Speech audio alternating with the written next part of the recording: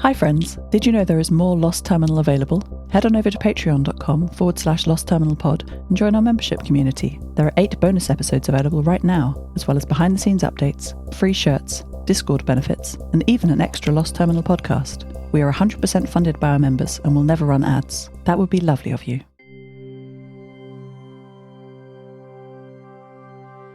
Hello world, I'm on the train. The family loaded my racks of databanks and mismatched storage drives onto the Provoni, and we were off. There was a moment of excitement as Lev, Lara's brother, ran alongside the carriage after disappearing for 10 minutes in the tumble-down warren of the St. Petersburg train station. Maddie was looking out of the window anxiously, but he caught up with the train easily and jumped aboard. He had a bundle of boxes and papers under his arm. This train is incredible. I estimate we are travelling at 35 kilometres an hour, based on what Maddie is seeing out of the window. The train line snaked out of the station, and we headed south. This is not a perfect high-speed intercity journey. We slowed many times for one of the family, most often Lev or Lara, to run ahead and check the track, while their father Alec operated the engine. Lara explained while Lev was outside that they fitted points to the tracks in many places, either converting motorised pre-collapse systems or entirely replacing and rebuilding their own. These allow the train to be directed onto the right route, but they're fragile. They replace what once was with something now suited to this new world. All through this I felt exhilarated. It was nothing like travelling by boat, where each day's horizon looks similar to the last. Every minute brings something new. We passed empty shells of factories, of neat rows of residential streets, wide empty valleys with nothing but desert in, and wide empty valleys with horses galloping in. Seeing them made Maddie so excited. The journey felt different this time. Less safe, more like an adventure.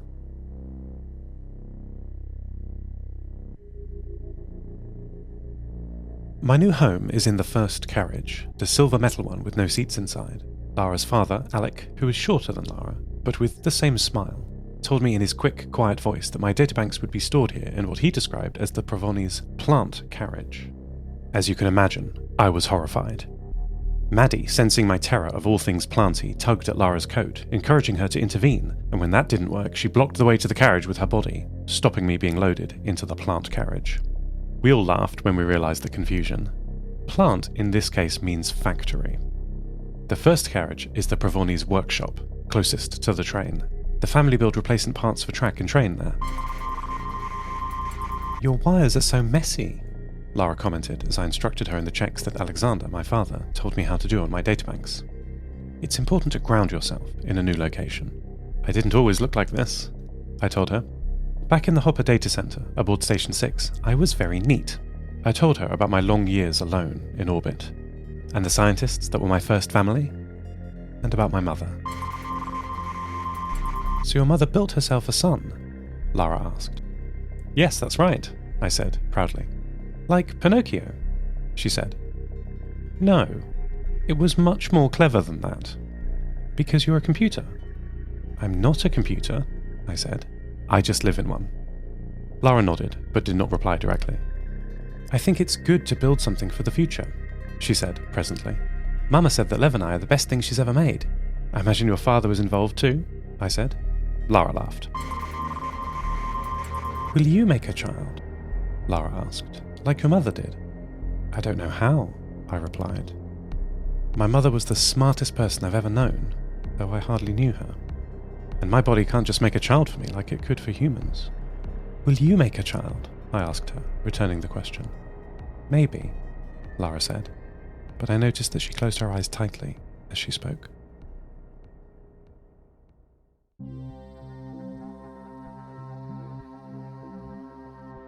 The train slowed and stopped. Lev and Lara fetched a bundle of packages each from one of the carriages, and both jumped down to the ground. "Are you coming, Maddie?" laughed Lev, and he put down the bundle to reach up with both hands, gesturing that he would catch her if she jumped too. Maddie looked out of the open door of the train, cautiously. She swept her cameras over the whole terrain, a few broken buildings poking up out of the cracked, dry ground, snapped wooden telegraph poles alongside the track, and a depression in the land on the horizon, perhaps a valley, with a thin line of smoke rising from it. "Go on, Maddie," I said. "It'll be fun." Lara shoved Lev out of the way, allowing space for Maddie to jump the half-metre down. Let her do it herself, idiot. She weighs a ton. Maddie landed and sprinted ahead as soon as her feet touched the ground. Lev and Lara couldn't keep up with Maddie. She thrilled to be running again. She has felt rather constrained ever since returning to civilization. First on a boat, then in a lighthouse, and now on a train. But she's free again now. Through our UHF high-speed link, I can sense her excitement, and her leg actuators all pulling perfectly in sync, over 32 in each leg. Despite the drumming of her feet into the dry earth, her head remained perfectly level. Her Equus gyroscopes keeping her video camera smooth and stabilised, locked on her destination, an outcropping of rocks at the top of a small hill. Maddie arrived at the summit of the hill. From this position, she could see back towards St. Petersburg and the sea beyond, but also west towards the line of smoke rising above the village. That was the destination the two Omarov siblings were travelling towards. While waiting for Lara and Lev to catch up, Maddie investigated the hilltop. What we thought were rocks at first were actually crumbling ruins of buildings. Maddie wandered between them, cautiously, testing the ground to avoid falling into a buried void. Taking in the size of these ruins made me think that perhaps a small village once stood here. Maddie passed into the shade of a larger concrete wall. She looked up at the cold grey slab. There was an animal painted on the side. Maddie looked closer, the sound of the desert fading as she focused. Over a scrap of peeling paper, dry and waving in the gentle wind, was an elephant. The proportions were a little inaccurate. It was obviously drawn in a cartoon style. There were two elephants, one larger, one small, peeking out from behind the larger. Maddie instinctively took a step back from the wall and looked around for more pieces of paper that might have animals painted on. But none remained. And as she looked, the wind tore off this last scrap of wallpaper, and it floated away into the sun.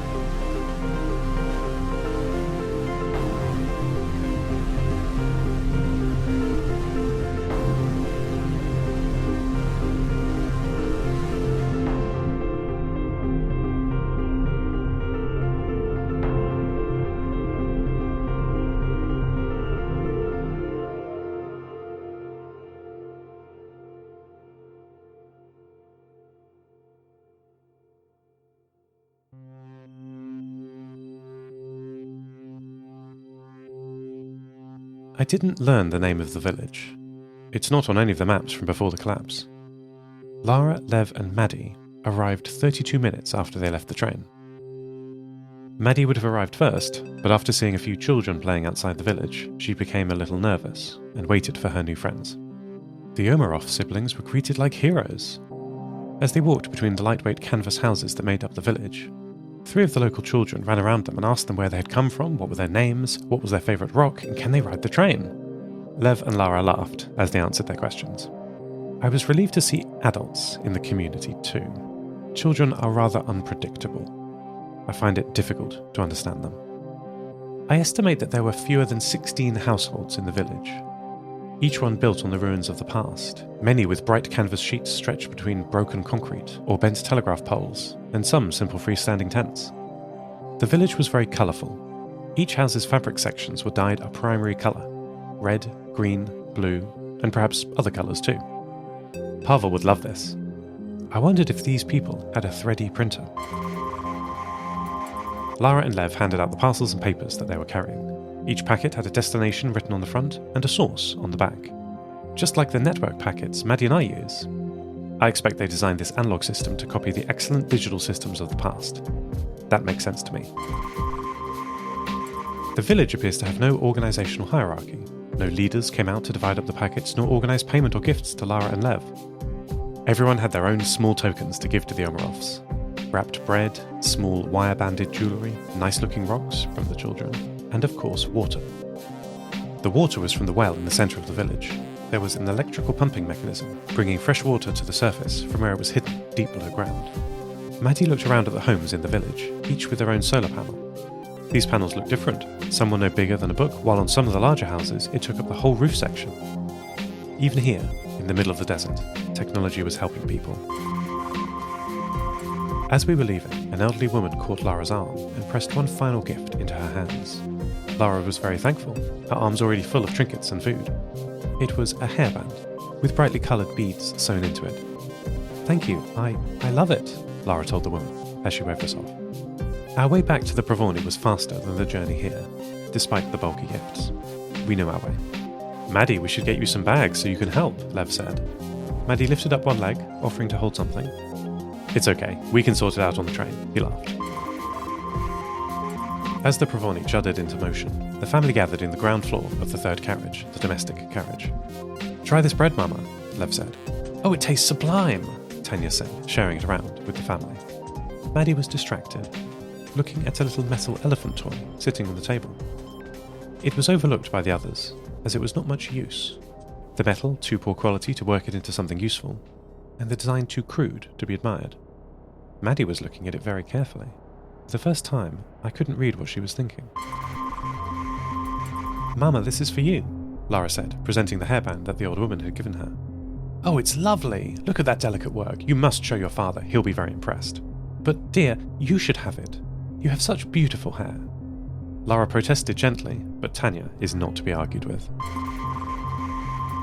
The family went about their work after then, Alec monitoring the engine, Tanya sitting on the top of the carriage, dividing her time between keeping a watch on the track ahead and singing silly songs to her partner. Lev was in one of the rear carriages, I believe making the family lunch. I wasn't sure where Lara had gone. Maddie missed her and didn't want to intrude, so she stayed sitting on the floor of the domestic carriage number 3. A jolt sideways knocked a few things off the table, and Maddie looked up in surprise. Lara's hairband bounced in front of her. It had been left behind. End transmission. Lost Terminal is written and produced by Namtao. Credits narrated by Lucy Stringer. Thank you so much to our Patreon producers, Ada Phillips, Devin Metcalf, Kit, and to all our patrons. Subscribe to the podcast on Spotify, iTunes, or your favourite network. For bonus content and other perks, support us at patreon.com/lostterminalpod. That would be lovely of you. Follow us on Twitter at lostterminalpod, and check out the store at lostterminal.com for shirts, posters, and other merch. Lost Terminal will return next week.